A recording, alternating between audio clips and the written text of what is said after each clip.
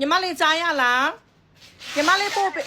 ခုပို့ပေးလာတဲ့တပုံကမမတဲတွေ့ပြီးနော်ညီမလေးရဲ့မျက်နှာသားရည်ကိုတွေ့ပြီးညီမလေးမျက်နှာပေါ်မှာတင်းတိတ်တွေအများများတော့ပြီတင်းတိတ်တွေမျက်နှာတစ်ပြေလုံးမှာတင်းတိတ်တွေရှိတယ်တင်းတိတ်တွေအများများပြီးမှညီမလေးရဲ့ဒီတင်းတိတ်ကလေဘာတုံးကိုမပြောက်တော့ဘူးဆိုရယ်တင်းတိတ်မျိုးနဲ့တူသွားပြီသူကအရေပြားပေါ်မှာပဲမဟုတ်တော့ပဲနဲ့အသားတွေကိုဆွဲသွားပြီနော်ညီမလေးနော်မမတဲဒီလိုမျိုးပြောလို့ညီမလေးစိတ်မဆိုးနဲ့နော်ညီမလေးရဲ့ဒီတင်းတိတ်တွေကိုပျောက်ဖို့တော့ကမမတဲရောင်းနေတဲ့အာမခံတင်းတိတ်ပြုတ်စေအဆက်ကြီးပဲတုံးလို့ရမယ်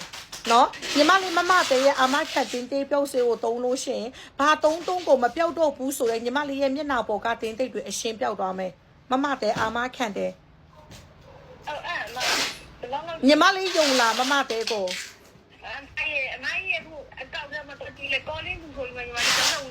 တောက်လျှောက်ဝင်ပေးနာဟုတ်လားโอเคမမတဲပြောမယ်နော်ညီမလေးရဲ့တီတင်းတိတ်တွေကိုမမတဲ online show ရဲ့အာမခံတင်းတိတ်ပြုတ်စေကိုတုံးလို့ရှင်တင်းတိတ်တွေလုံးဝအရှင်းပြောက်သွားမယ်ဆိုတာအာမခံတယ်ညီမလေးမမတဲရဲ့အာမခံတင်းတိတ်ပြုတ်စေကိုတုံးပြီးမှ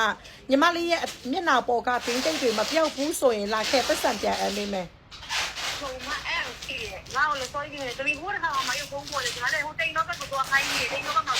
အဲ့လိုမျိုးအခုပြောပေးမယ်နော်မမတဲရဲ့တင်းတေးပြုတ်စေညီမလေးနော်